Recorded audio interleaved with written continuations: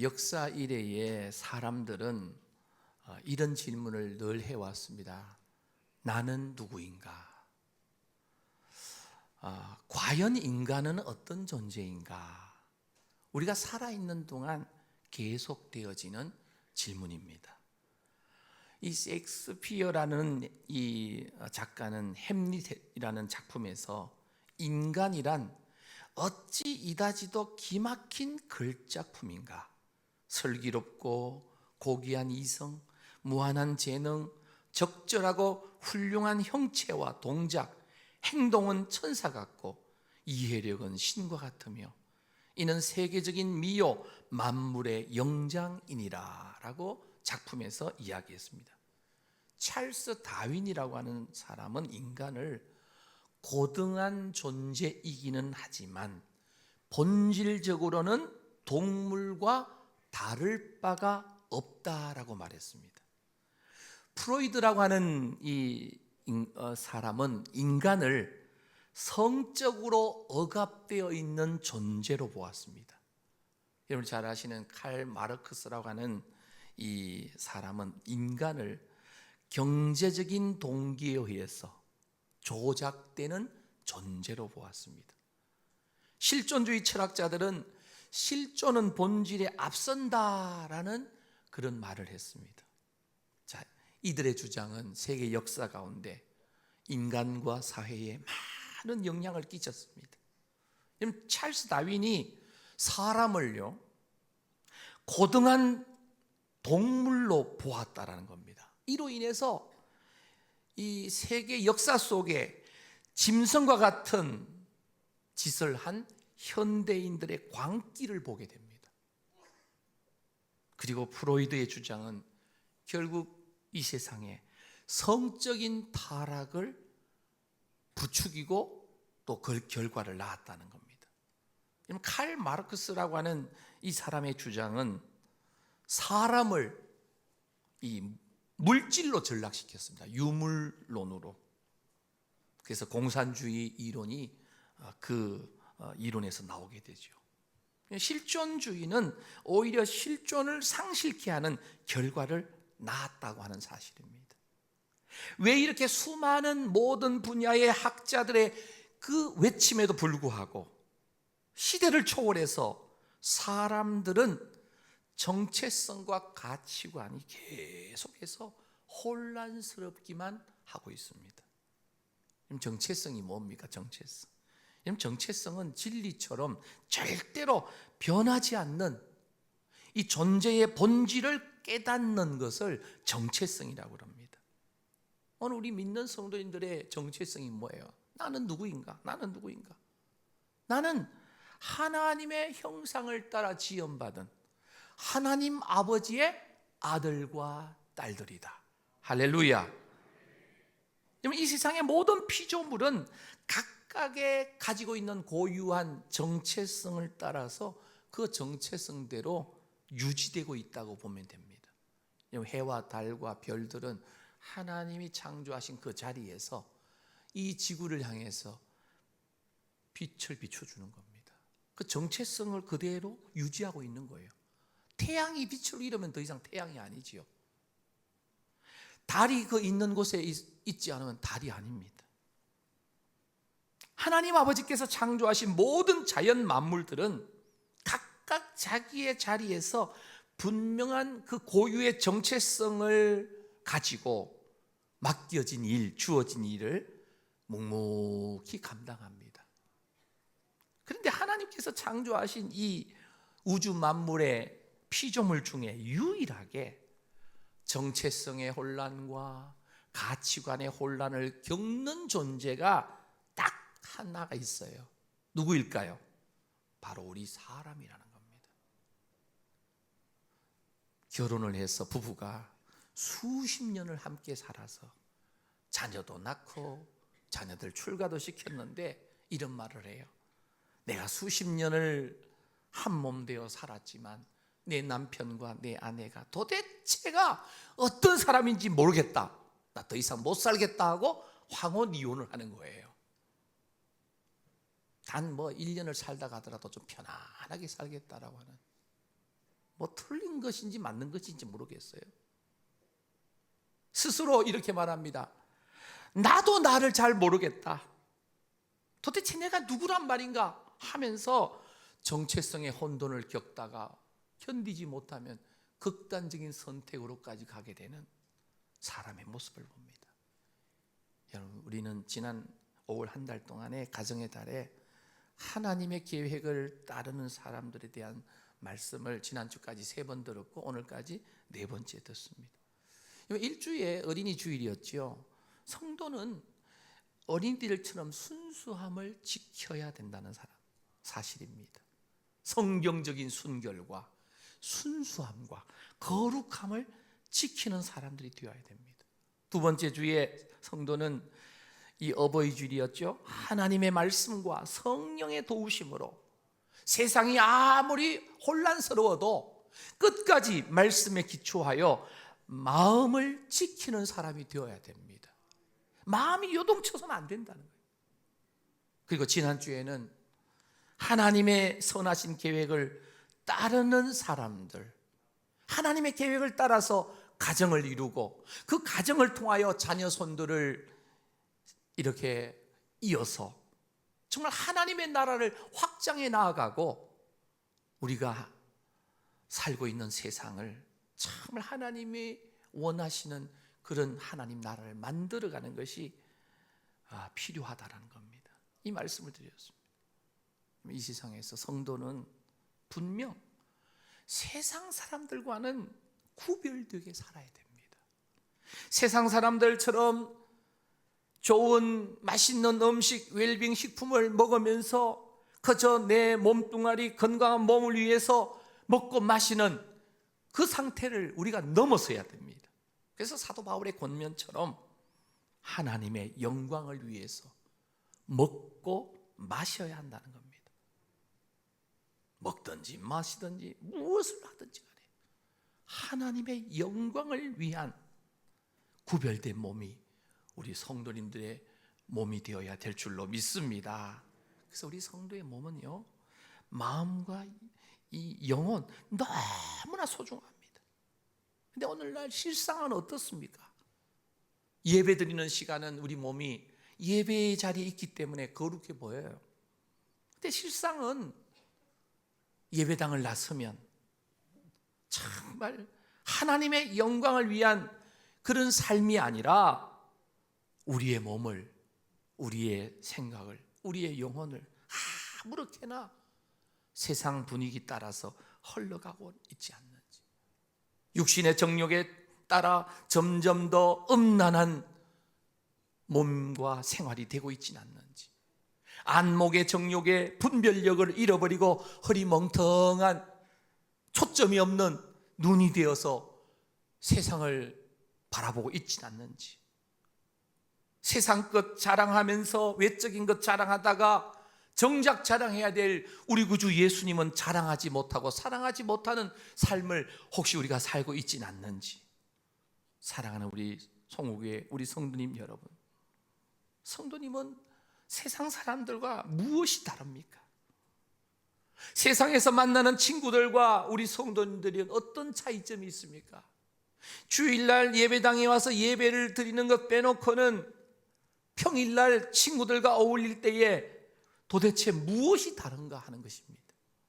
성경은 분명히 이 세대를 본받지 말라라고 우리에게 권면했지만 어느 순간 예수를 믿는 성도들조차도 세상의 분위기와 풍조에 휩쓸려 가지고 동화되어져서 누가 예수 믿는 사람인지 아닌지 전혀 구별이 가지 않는 세상 사람과 똑같이 먹고 마시고 즐기고 있는 우리의 모습은 혹시 아닌지요? 지난 한 달 동안 말씀 들으시면서 성도님들은 특히 우리 자신을 어떻게 구별된 삶을 살고 계시는지요?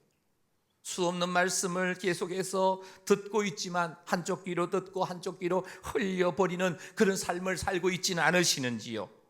오늘 우리는 이 시간에 우리 자신과 특히 우리 몸에 대한 분명한 성경적 정의를 내려야 됩니다. 그래서 일평생 우리의 영혼과 육신이 하나님 보시기에 기뻐하실 수 있는 하나님의 영광이 되는 삶이 되어야 될 줄로 믿습니다. 그래서 이 자리에 오신 모든 성도님들이 남으신 인생길에 주님 안에서 주님이 주시는 진정한 샬롬과 행복을 누리게 되시기를 축복합니다. 특히 오늘 이 급변하는 혼란스러운 이 시대 속에 여러 가지의 정체성과 가치관의 혼란이 이 세상은 가득합니다. 그리고 이 혼란 가운데서도 가장 심각한 정체성은 바로 성정체성의 문제입니다. 성정체성의 문제. 이 정체성과 가치관이 혼란스러운 것 문제인데, 그 가운데서 특별히 이 성정체성의 문제를 겪는 원인이 뭔가? 남자와 여자, 요즘 이 젠더 갈등이 사회에 큰 이슈가 되어 있습니다. 계속해서 이 사실은 왜 이런 그 문제를 겪고 있는가? 사람의 존재에 대한 잘못된 인식이 세워져 있기 때문에, 왜곡된 믿음 때문이에요. 정체성은 진리와 같아서 어떤 경우에도 절대로 변해서는 안 됩니다. 어머니 뱃속에 태중에 있을 때에도, 또 태어나서 어린 아이도 있을 때에도, 청소년 기를 보내도, 청년 시절, 장년 시절, 노년에도 계속해서 똑같이 변함없이 존재하는 나여야 합니다. 그래서 성경은 우리 눈에 보이는 외적으로 이 생로병사를 거치는 외적인 외형의 육신을 이야기하는 게 아니에요. 정체성은 바로 우리 안에 있는 존재하는 영을 이야기해요. 영을. 그래서 성경에서 우리의 인간의 기원, 인간은 어디에서 왔다고 분명히 성경은 말하는가? 본문 오늘 창세기 1장 27절 말씀을 우리 다 같이 한 목소리로 함께 천천히 한번 읽도록 하겠습니다. 시작. 하나님이 자기 형상 곧 하나님의 형상대로 사람을 창조하시되 남자와 여자를 창조하시고. 예. 성경은 창세기 1장에서 태초에 하나님이 천지를 창조하시니라 라고 선언한 뒤에 하나님이 자기 형상 곧 하나님의 형상대로 사람을 창조하셨는데 남자와 여자로 창조하셨다. 사람은 이 진화론의 산물이 아니라는 거예요. 하나님께로부터 왔다라는 겁니다. 하나님의 형상으로 창조되었다라고 성경은 이미 선포합니다. 믿습니까? 이게 흔들리면 안 된다고요. 요한복음 4장 24절에 보면 하나님은 영이시다 그랬습니다. 그래서 하나님의 형상대로 지으셨다는 이 말씀은 영이신 하나님과 같이 우리 사람은 육체만 있는 게 아니라 영적인 존재로 하나님의 형상을 따라서 창조하셨다라고 하는 의미입니다. 남자와 여자의 그 겉모습은, 육신의 모습은 차이가 납니다. 물론 남장하거나 여장하면은 우리가 알아볼 수 없지만 이 육체를 그냥 봤을 때 저분은 여자다, 저분은 남자다 합니다. 그런데 진정한 나라고 하는 이 정체성의 존재에는 차이가 없어요. 남자이든지 여자이든지 그 정체성은 똑같이 하나님의 형상을 따라 지음받은 하나님과 같이 영적인 존재라고 하는 사실입니다. 창세기 2장 7절입니다. 여호와 하나님이 땅의 흙으로 뭘 지으시고 사람을 지으시고 생기를 그 코에 불어넣으시니 사람이 뭐가 됐다고요? 생명이 됩니다. 사람은 원래 처음부터 하나님의 형상을 따라 생명, 살아있는 영으로 시작된 존재입니다. 하나님께서는 자신의 형상대로 남자와 여자를 창조하셨다라고 성경에 정확하게 기록해 두었습니다. 이거는 바꿀 수 없어요. 하나님께서 이렇게 남자와 여자를 하나님의 형상을 따라 창조하셨다면 우리 사람들은 창조된 몸으로 살아야 됩니다. 남자는 창조된 하나님의 형상 그대로 남자로 살아야 되고, 여자는 하나님의 형상 따라 여자로 그대로 살면 되는 겁니다. 그런데 남자끼리만 더불어 살면 안 되고, 그렇다고 여자끼리만 더불어 살아서도 안 됩니다. 세상이 이야기하는 젠더 갈등에 우리가 거기에 편성하면 안 됩니다. 지난주 말씀드렸죠. 한 남자와 한 여자가 부모를 떠나서 하나님 앞에서 언약의 약속인 결혼 예식을 통해서 가정을 이룹니다. 이제 한 가족 된 부부는 육체적인 한 몸일 뿐만 아니라 정신적으로도 모든 일에 하나가 되어야 됩니다. 자녀를 양육하는 것도 하나가 되어야 되고, 경제적 물질적인 관리도 하나가 되어야 되고, 더불어 꼭 하는 마음이 되어서 해야 될 것이 남편과 아내로서 이 정조를 지키면서 남편의 책임과 아내의 책임과 의무를 다 해야만 합니다. 그렇게 행복하게 부부가 알콩달콩 살면 그 가정에서 자녀가 태어나지요. 그 자녀가 태어나면 행복하게 살고 있는, 성경대로 살고 있는 그 가정에 태어난 자녀 역시 건강한 자녀로, 말라기서 표현대로 하면 경건한 자손이 태어나게 됩니다. 그렇게 해서 건전하고 건강하고 성경적 기초가 정체성이 확실한 부모 밑에서 이 경건한 자녀가 자라나면 그 역시도 건강하게 잘 자라서 이제 장성하면 또 부모를 떠나 아내와 연합하여 한 몸이 되어서 가정을 이루게 되는 겁니다. 남녀가 하나님께서 하나님의 형상으로 창조하신 계획을 따라서 조화와 연합을 이루며 살 때에 그것이 하나님 보시기에 정말 심히 좋은 세상이 되는 겁니다. 저는 우리 성도님들의 가정이 하나님 보시기에 심히 좋았더라고 기뻐하시는 가정 꼭 되시기를 축복합니다. 왜냐하면 삼위일체 하나님이 삼위로 세 인격으로 계시면서 한 분이라고 그래요. 이 삼위일체는 신비죠, 신비. 근데 삼위일체 세 인격이신 분이 한 분이시고, 한 분이신데 세 인격이 계셔요. 성부, 성자, 성령으로. 근데 이 세 분은 조화를 이루는데 조금도 불협화음이 없으세요. 하나님께서 하나님의 형상을 따라 만드신 사람들을 통해서 이루시고자 하는 그 바로 공동체가 바로 가정이고, 두 번째 나아가서는 교회이고요. 더 나아가서는 이 국가일 수 있습니다. 우리가 하나님의 말씀대로만 살면 그렇게 된다는 거예요. 자, 하나님의 형상으로 만들어진 사람들인 우리는 하나님을 닮아야 될 줄로 믿습니다.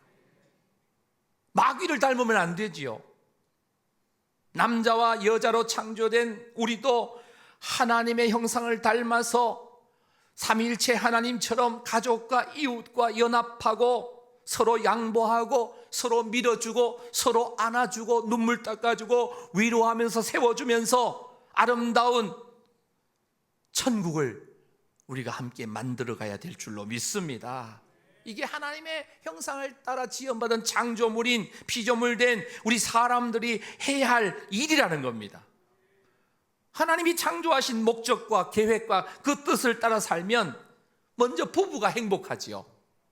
그런 사이에 이 부부 사이에서 행복한 부부 사이에 태어난 자녀도 행복하게 됩니다. 또 이런 부부나 이런 자녀가 출석하는 교회도 건강하고 행복하고 성령 충만한, 은혜 충만한 그런 공동체가 될 줄로 믿습니다. 그런 부부나 그런 자녀들이 다니는 학교, 그런 부부나 그런 자녀들이 다니는 직장, 그런 사업장도 바로 작은 천국이 되는, 하나님의 나라가 되는 그런 역사가 나타나게 될 줄로 믿습니다. 그런데 문제가 있지요. 우리가 행복하게 천국을 이 땅에서 누리며 맛보며 사는 것을 절대로 두 눈 뜨고 보지 못하는 존재가 있어요. 악한 영들이지요. 우는 사자처럼 삼킬 자를 두루 찾고 있는 사마귀, 사탄, 마귀, 귀신. 사마귀 그런다고 그 풀숲에 올라가는 그 곤충을 생각하지 말고 사탄, 마귀, 귀신, 이 악한 영들이 하나님의 형상으로 만들어진 사람을 유혹합니다. 마귀의 유혹을 받은 사람은 하나님께서 주신 자유의지를 가지고 하나님이 명령하신 계명을 불순종했습니다. 사탄이 던지는 사탄 같은 달콤한 그 말을 하와가 그만 덥석 받아들인 겁니다. 마귀의 말을 받아서 그러면 하나님의 뜻을 거역하니까, 여러분, 아담과 하와가 이 선악과 따먹은 것 때문에 죄가 어떤 것인지를 아주 뼛속까지 사무치게 체험을 합니다. 범죄하고 난 이후에 어떤 일이 벌어집니까? 첫째는 수치심이 생겼어요. 아담과 하와는 죄 짓기 전에 한 몸이 되었는데 서로 벌거벗었으나 부끄러워하지 않았다. 이상하지도 않았고, 지금 우리가 다 옷을 입고 있는 이유는 정말 우리는 가리지 않으면 우리의 연약함과 추함 때문에 안 되기 때문에 가리고 있어요. 아담과 하와는 범죄 후에 제일 먼저 찾아온 게 바로 수치심입니다. 그래서 이 수치심을 가릴 수 있는 게 없으니까 무화과나무 잎사귀를 뜯어가지고 치마를 만들어서 하체를 가리는 거예요. 무화과나무 잎사귀로 치마 만들면 그 몇 시간 가겠습니까? 조금만 움직이면 다 부셔지고 말라서 어스러지게 되죠. 첫 번째 범죄 이후에 온 것이 수치심이고, 두 번째는 그동안 행복하게 지냈던 에덴 동산이 무서워지는 거예요. 전혀 숨을 필요도 없었고 숨을 곳도 없는 그곳에서 이제 범죄 이후에는 숨을 수밖에 없는 상황이 되었어요. 아담과 하와가 숨었다는 거예요. 아름답고 행복했던 에덴 동산, 행복 동산이 이제 두렵고 불편한 곳이 되고 말았다는 거예요. 범죄 이후에 세 번째는 관계가 깨지는 거예요. 친밀한 관계가 깨지는 거예요. 아담이 하와를 처음 봤을 때 그 하와를 보고 뿅 간 거죠. 이는 내 뼈 중에 뼈요 살 중에 살이라고 고백하면서 정말 친밀했던 두 사람의 관계가, 서로 챙겨주던 관계가 깨어지고 말아요. 죄 짓고 나니까 하나님께서 제게 주신 저 여자가 나보고 따먹으라 해서 내가 따먹었습니다라고 남 탓을 하게 되는, 남 탓하는 증거는 전부 다 우리가 죄인이라는 것을 보여주는 거예요. 모든 것은 다 자신의 잘못도 포함되어 있습니다. 부부가 뭘 잘못하면 당신이 잘못했다고 이러지 말고 다 공동 책임이에요. 그게 공동체예요. 서로 짐을 나눠지는 거죠. 서로 짐을 나눠주는 거예요. 행복했던 부부 관계가 범죄로 깨집니다. 그거로 끝이 아니었지요. 부부는 에덴 동산에서 쫓겨났고 영원한 생명을 잃어버리고, 그냥 과일이 주렁주렁 농사도 짓지 않았는데 달려있던 그 과일을 아무데나 따먹을 수 있었는데, 이제 범죄 이후에는 수고하며 땀 흘려 노동해야만 겨우 입에 풀칠하며 먹고 살게 되었다는 거예요. 그것이 끝이 아니죠. 육체가 쇠하여지고 몸에 질병이 오고 결국은 죽음을 맞이하는 사망이 찾아왔다는 거예요. 그래서 오늘 본문 로마서 5장 12절 말씀 우리 함께 합독하겠습니다. 시작. 그러므로 한 사람으로 말미암아 죄가 세상에 들어오고 죄로 말미암아 사망이 들어왔나니, 이와 같이 모든 사람이 죄를 지었으므로 사망이 모든 사람에게 이르렀느니라. 아멘. 이 죄의 출발이 뭐냐면 하나님의 창조 섭리를 순종하지 않고 역행하는 데서 죄가 출발되었어요. 죄가 들어오니까 걷잡을 수 없는 엄청난 폭풍우가 몰려온 겁니다. 수치심으로 끝난 게 아니고 두려움이 찾아오고 비난함으로 친밀한 관계가, 인간관계가 다 깨지고 결국 영생의 몸이 파괴되고 사망이라고 하는 최악의 결과로 이어지게 되었다는 거예요. 그런데 죄지은 인간은요, 수치심과 두려움을 넘어서 사망으로 달려가면서도 본격적으로 온갖 종류의 죄를 다 짓습니다. 타락한 인간이 죄를 짓는 죄의 목록이 성경 여러 곳에 나열되어 있습니다. 마가복음 7장 20절부터 23절, 로마서 1장 18절부터 32절, 갈라디아 5장 19절에서 22절에 보면 많은 죄의 목록이 나열되어 있습니다. 시간 관계상 사실 읽지는 못하고요. 그 나열된 죄의 목록 가운데 빠지지 않고 등장하는 대표적 죄가 뭐냐면 두 가지입니다. 음란과 우상숭배예요. 뭐라고요? 음란함과 우상숭배예요. 로마서 1장 23절에 보면 썩어지지 아니하는 하나님의 영광을 썩어질 사람과 새와 짐승과 기어다니는 동물 모양의 뭐로 바꾸었다고요? 우상으로 바꾸었다는 거예요. 하나님 높이며 섬겨야 될 인간이 죄 지으면서 하나님이 만드신 피조물을 우상으로 섬기는 거예요. 태양을 보고 비는 겁니다. 달을 보고 비는 겁니다. 하나님이 창조하신 고목나무 밑에 가서 빌고 있는 겁니다. 바위 밑에 가서 빌고 사람이 만든 우상인 여러 우상 딴지 앞에 가서 비나이다 비나이다 하고 있는 겁니다. 참 어리석은 그러한 우리 사람의 모습이죠. 정체성을 잃어버린 거예요. 하나님보다 더 사랑하는 건 다 우상입니다. 하나님보다 자녀를 사랑하면 그 자녀가 적어도 나에게는 우상이에요. 하나님보다도 재물을 더 사랑하면 분명히 그 재물은 우상입니다. 그래서 우리 주님이 재물과 하나님을 겸하여 섬길 수 없다라고 분명히 말씀하셨습니다. 그래서 우리는 우상은 사람이 만든 신입니다. 결국은 그 우상은 아무 힘이 없는데도 불구하고 사람을 패망하게 하는 신이 바로 우상단지입니다. 그래서 우상 숭배자는 반드시 대대로 망하게 되어 있다는 겁니다. 죄 지은 인간이 죽음을 향해 가면서도 가장 또 많이 짓는 죄가 뭐냐면 성적인 죄예요. 성적인 죄. 성경은 성적 죄에 대해서 다양한 단어로 표현합니다. 시간이 많으면 성경 좀 찾아가면서 하면 좋겠는데 그냥 단어만 몇 가지 이야기해요. 음란, 호색, 간음, 음욕, 뭐 남색 또는 동성애라고 이렇게 나오죠. 여러분 동성애는요 특별히 성적 타락의 끝판왕이에요. 동성애는 사람이 얼마나 더럽고 추악하고 음란한지를 보여주는 겁니다. 동성애는 여러분 잘 아시는 대로 소돔과 고모라 성부터 있었어요. 지금부터 4,000년 이상 되는 5,000년 가까이 되는 긴 역사 속에 동성애는 존재해 왔습니다. 그런데 오늘날은 이 동성애가 이제는 만년되어 가는데 동성애가 합법화된 나라들이 지구촌에 계속해서 늘어나고 있다는 사실입니다. 동성애는 하나님의 창조 섭리를 역행하는 아주 악한 죄입니다. 동성애자들의 주장을 보면 나름대로 그들은 자신들이 동성애자가 될 수밖에 없다는 논리를 주장합니다. 크게 두 가지인데요. 하나는 동성애자들은 자신들이 동성애 유전자를 가지고 태어났다라고 주장합니다. 두 번째, 우리는 동성애자로 동성애 뇌 구조를 가지고 있다.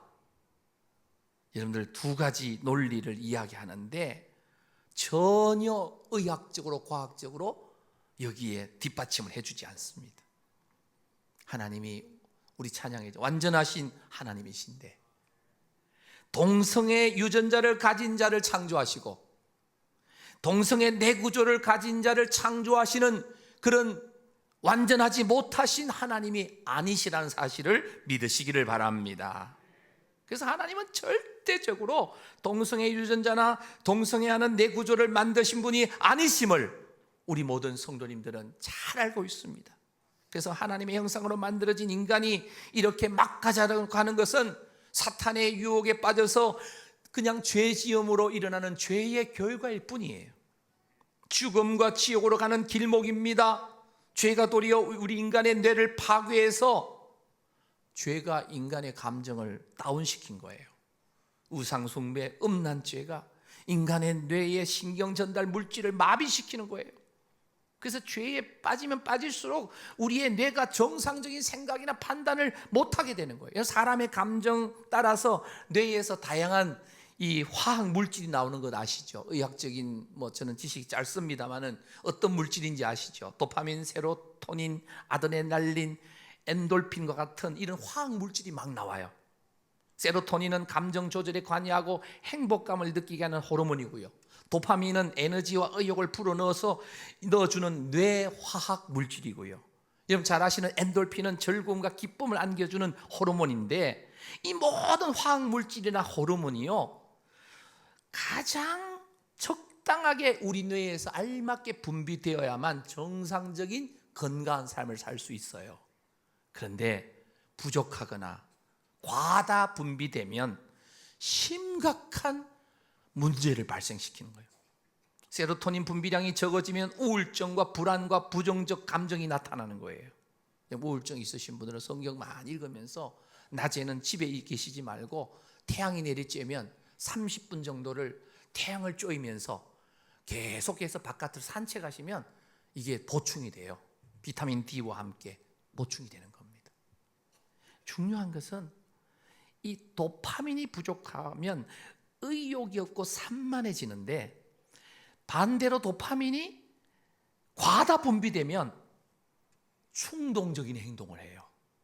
그래서 길 가다가 묻지마 어떤 폭행을 당하거나 또 이런저런 막 사람을 해하는 일들, 이게 이 도파민의 과다 분비 때문에 일어납니다.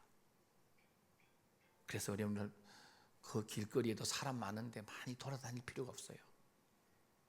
세상 사람들은 운 없어서 당한다 그러지만 사실 우리는 사람들이 많은 곳에 특별한 일이 없으면 배회해서는 안 돼요.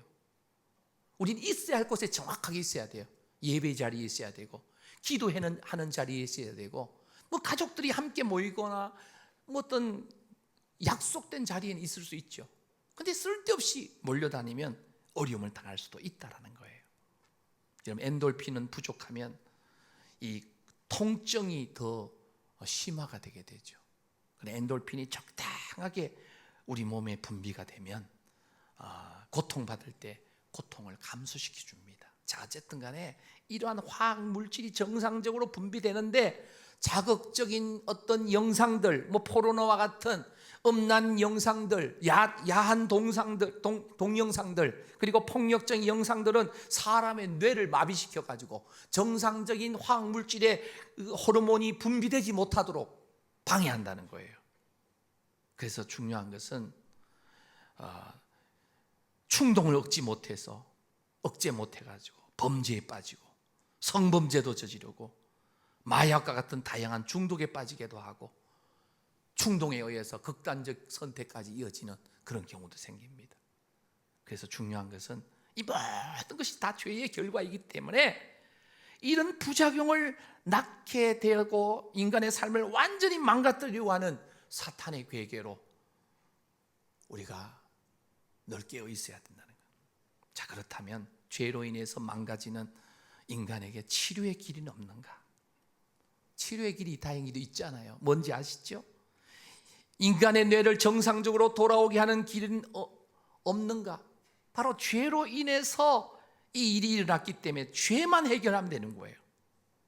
인간을 멸망으로 이끄는 죄를 물리치는 겁니다. 죄를 이기면 잃어버렸던 하나님의 형상을 다시금 회복하게 되는 겁니다. 그래서 첫 아담이 망가뜨린 우리 사람의 삶은 스스로 인간이 회복할 수 없지만, 그래서 두 번째 아담인 예수 그리스도가 이 땅에 오신 줄로 믿습니다. 오늘 19절 말씀 읽겠습니다. 시작. 한 사람이 순종하지 아니함으로 많은 사람이 죄인 된 것 같이 한 사람이 순종하심으로 많은 사람이 의인이 되리라. 예, 오늘 말씀에 보면 한 사람이 순종하지 아니함으로 많은 사람이 죄인 된 것 같이, 이 순종하지 아니한 자 누굴 이야기하죠? 아담을 이야기합니다. 한 사람이 순종하심으로 많은 사람이 뭐가 됐다고요? 누굴 이야기합니까? 예수님을 이야기합니다. 오늘 12절부터 21절의 말씀에 보면 한 사람 이런 말이 많이 등장해요. 그 다 대조입니다. 대조.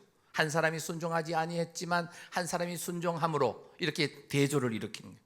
자, 21절 말씀도 읽겠습니다. 시작. 이는 죄가 사망 안에서 왕 노릇한 것 같이 은혜도 또한 의로 말미암아 왕 노릇하여 우리 주 예수 그리스도로 말미암아 영생에 이르게 하려 함이라. 아멘. 둘째 아담으로 오신 분이 누구라고요? 우리 구주 예수님이십니다. 예수님을 구세주로 인생의 주인으로 모시고 그 삶에, 예수님의 그 말씀에 복종하는 삶을 살면 우리 인생이 변하는 줄로 믿습니다. 예수님을 구세주로 주인으로 모시고 믿고 따르면 죄로부터 해방받을 수 있는 줄로 믿습니다. 죄가 우리를 더 이상 지배하지 못합니다. 그래서 죄에서 점점 자유를 얻게 되는 거예요. 그래서 이 잃어버렸던 하나님의 형상을 회복할 수 있는 유일한 해답은 우리 구주 예수님이신 줄로 믿습니다. 그래서 예수님을 믿고 따라가면 마비된 우리 뇌의 모든 기능이 정상화될 줄로 믿습니다. 예수님을 믿고 따라가면 진정한 기쁨과 행복이 넘치게 될 줄로 믿습니다. 예수님을 통해서 우리는 생명 안에서 왕노릇하는 그런 축복을 누리게 되는 줄로 믿습니다. 그래서 예수님이 주시는 은혜가 우리의 인생을 더욱 풍요롭게 하고 은혜 충만하게 만들어주는 줄로 믿습니다.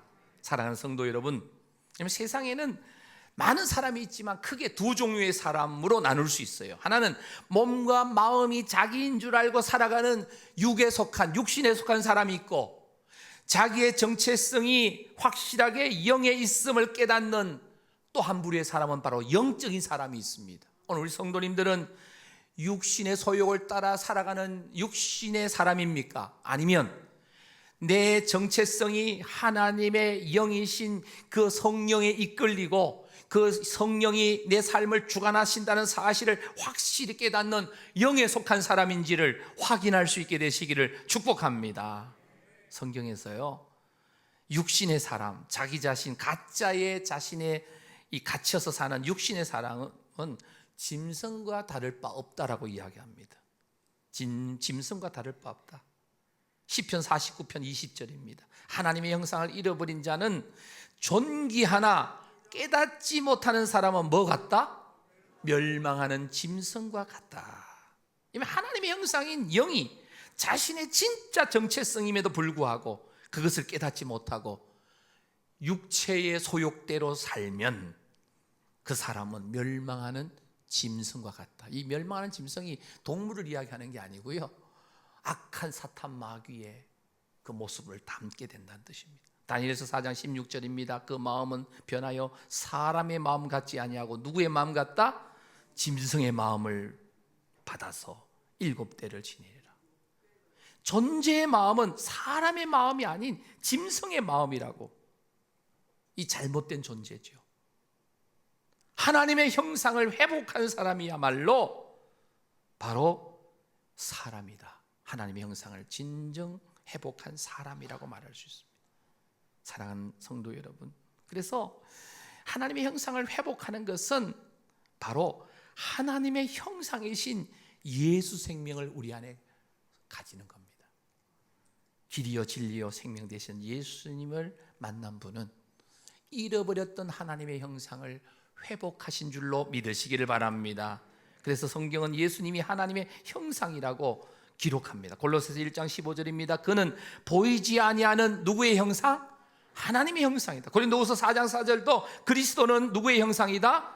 하나님의 형상이다. 사도 바울이 말합니다. 로마서 8장 29절 우리 함께 읽겠습니다. 시작. 하나님이 미리 아신 자들을 또한 그 아들의 형상을 본받게 하기 위하여 미리 정하셨으니 이는 그로 많은 형제 중에서 맏아들이 되게 하려 하심이니라. 아멘. 진정한 사람의 본을 보이신 예수 그리스도는 하나님의 형상이시고 그분의 형상을 본받게 하시려고 미리 정하신 자들을 부르시고 부르신 그들을 의롭다 하시고 의롭다 하신 그들을 영화롭게 해주신 줄로 믿습니다. 그래서 구원은 하나님의 형상을, 잃어버렸던 하나님의 형상을 회복하는 것이 바로 구원입니다. 구원은 절대 사람의 힘으로 할 수 없는 하나님만이 행하실 수 있는 일인 줄로 믿습니다. 그래서 하나님이 도와주셔야만 하나님의 형상을 회복할 수 있는 거예요. 하나님의 형상이신 그리스도 예수께서 우리의 모든 잃어버린 형상을 찾아주신 줄로 믿습니다. 그래서 무엇보다도 하나님의 형상으로 회복받아서 온전한 인간으로 세움받는 거예요. 에베소서 4장 13절입니다. 우리가 다 하나님의 아들을 믿는 것과 하는 일에 하나가 되어 온전한 사람을 이루어 누구의 분량? 그리스도의 장성한 분량이 충만한 데까지 이르리니. 사랑하는 성도 여러분, 오늘 저와 여러분들은 하나님의 형상을 따라 만들어진 사람들인 줄로 믿습니다. 죄 때문에 하나님의 형상을 상실했거나 왜곡한 부분이 있지만 다시금 하나님의 형상이신 예수님의 십자가 위에서의 돌아가 주심으로 우리는 잃어버린 하나님의 형상을 찾은 자들인 줄로 믿습니다. 그래서 이제부터 우리의 삶의 현장에서 작은 사랑의 실천을 통해서 하나님의 형상을 보여주는 우리 모두가 되시기를 축복합니다. 그러면 하나님의 형상이신 예수 그리스도의 인격과 그 성품을 우리가 닮아가야 됩니다. 예수님의 성품이 뭡니까? 온유와 겸손의 마음입니다. 무슨 일을 하든지 간에 이런 질문을 던져야 돼요. 주님이라면 이 상황에서 어떻게 하실까? 질문을 던지면서 주님을 닮은 작은 예수님으로 살아가게 되시기를 축복합니다. 이렇게 하는 삶을 통해서 하나님의 형상을 회복하는 삶이 나타나야 됩니다. 십자가 사랑으로 미움을 정복하고 빛으로 어둠의 권세를 다 물리치고 이기라고 하는 그러한 신호입니다. 사랑하는 성도 여러분, 한 사람 아담의 범죄로 인해서 온 인류에게 사망이 임한 것처럼 한 사람 하나님의 형상이신 예수 그리스도의 순종으로 인해 온 인류가 그를 믿는 자는 구원을 얻게 되었습니다. 분명한 것 하나는 우리가 예수 그리스도 안에 있느냐 아니면 예수님 밖에 있느냐, 그 차이예요. 어떤 학자가 그랬습니다. 이 하나님의 면전에는 두 사람만 있다. 한 사람은 아담이고 한 사람은 둘째 아담이신 예수님이다. 모든 인류는 이 두 사람의 허리춤에 묶여 있다. 예수를 믿는 사람은 첫째 아담의 허리춤에 묶여 있고, 예수를 믿는 자는 예수 그리스도의 허리에 묶여 있다는 거예요. 고린도전서 15장 22절입니다. 고린도전서 15장 22절, 아담 안에서 모든 사람이 죽은 것 같이 그리스도 안에서 모든 사람이 삶을 얻으니라. 여러분, 예수님을 믿는다는 것은 첫째 아담의 몸에 허리춤에 묶여있던 우리의 몸이 예수님을 믿는 순간 그리스도의 몸으로 내 주소가 소속이 옮겨지는 거예요. 오늘 이 자리에 계신 우리 성도님들, 진실로 예수님을 나의 구세주로 주인으로 영접하셨다면 우리의 소속은 바로 하나님의 형상이신 예수 그리스도의 그러한 이 안에서 우리가 지금 머물고 있다는 사실을 믿으시기를 바랍니다. 그래서 하나님의 형상으로 만들어진 사람들로 예수님의 십자가의 은총을 입은 자답게 예수님의 성품과 인격을 닮아 성령님의 권능으로 하나님의 나라를 위해 달려가는 우리 성도님들과 가정과 우리 송우교회 모든 예수사랑 제자 공동체가 되어지기를 주님의 이름으로 축원합니다.